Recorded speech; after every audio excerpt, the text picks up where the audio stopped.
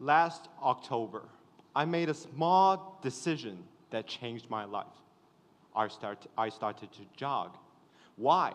Probably because I think I'm too lazy, or I just wanted to pick something up from where I left in my young childhood. I ran about 5 kilometers when I was 10 years old. But no matter what, I had at least begun to jog, and the result was incredible. Since then, I have become more confident and joyful. Jogging started to become part of my life. I know that many people still struggle with stress, anxiety, low energy, and poor health, but jogging might be your solution. Research shows that regular running can improve heart health, reduce risk of disease, and improve mental well-being. But instead of statistics, let me give you a simple example. Before I started jogging, even climbing up a few flights of stairs already made me feel tired. My breathing was heavy, and I just wish there's an elevator. But after I ran for a while, something changed. One day, I walked up the same stair, and I didn't feel exhausted anymore. My breathing was steady, and my legs felt stronger. From that moment, I realized something surprising, that jogging wasn't just changing how I ran, it was changing how I lived every day. Although we know the benefits are, how will it work might be your next question. First, let me talk about how your body improves during jogging. When I first started to jog last October, it was really tiring to even run for 2 kilometers. My breathing was so heavy and my legs were weak. I wanted to stop. But something happens after I run consistently. My body adapts. Jogging improves your heart muscle in the same way as lifting weights. Your heart is technically a muscle, and train it safely will make it stronger. Over time, your heart will become more efficient. When we jog, we're not just moving our legs.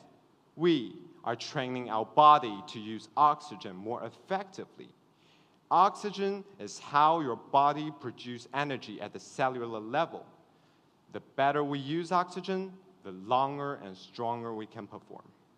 Over time, your body processes oxygen more efficiently, which means you can run longer and feel less tired.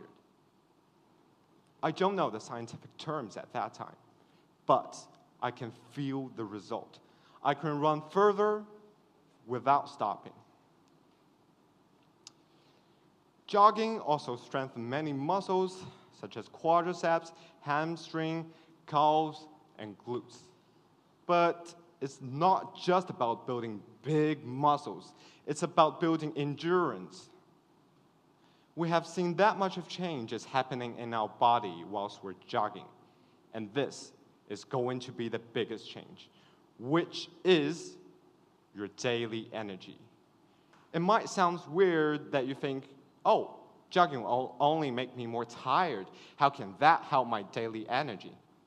Well, let me tell you, consistently jogging will actually improve your energy levels. You didn't just have the energies for runs. You have the energies for studying, for working, and for living. And here's a little example. Right at today's morning, I went for a run. It's supposed to be 5 kilometers, but I don't know why. Maybe the organized team's fault. They made it till 8 kilometers. And you think, oh, that's crazy. You might be so tired now. But look what I am. I can stand here and talk with you. So jogging is actually improve your daily energy level. But it's not just in muscles. It was in my mind. When you first start to jog, your breathing will be uneven. Your heart rate rises quickly, and your brain reads this as stress. At that moment, you start to asking yourself, why am I doing this? And you feel like quitting. But if you keep going, something changes slowly. Your breathing became steadier, your stride finds a rhythm, and the voice in your head begins to fade. Sometimes runner even reaches a moment where everything feels lighter. Stress disappears, your mood lifts, and you feel calm. That happens because your brain releases chemicals like endorphin and dopamine. But sooner or later, your legs feel heavy again. And in your mind, two little guys started arguing. One says, you already done enough, you should go to rest. And another says, keep going, you can do more. Honestly, the first guy is really convincing. But every time you choose to continue, you build resilience. At the first, you think, I'm training my body. But over time, you realize you were training your mind. After hearing all this, you might be wondering, can I start to run? Well, my advice is start wisely. Because jogging is powerful, and your body needs time to adapt. Strengthen your muscle, start wisely, and listen to your body.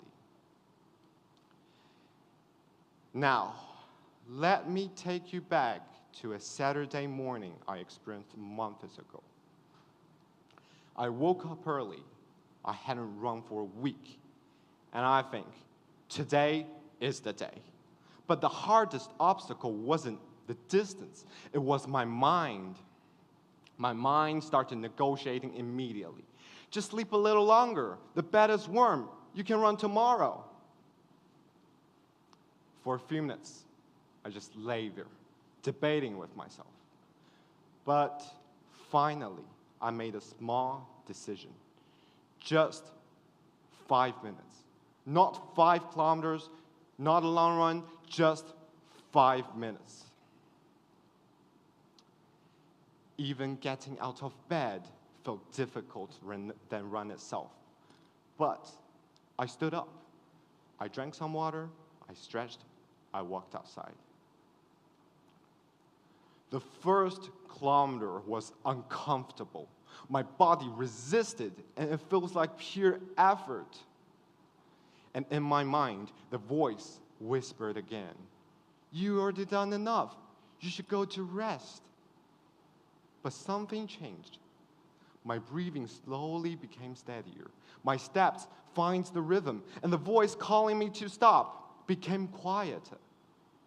5 minutes passed, then 10, then 20. I wasn't fighting anymore. I was just running. From that Saturday morning, I realized something important. That the hardest part of jogging isn't the distance. It's starting. And that realization stayed in my head because it made me think about more than just running. So maybe it's not about jogging. Maybe it's about that thing you've been avoiding, the conversation, the project, that first step. Because the hardest part isn't the distance. It is starting.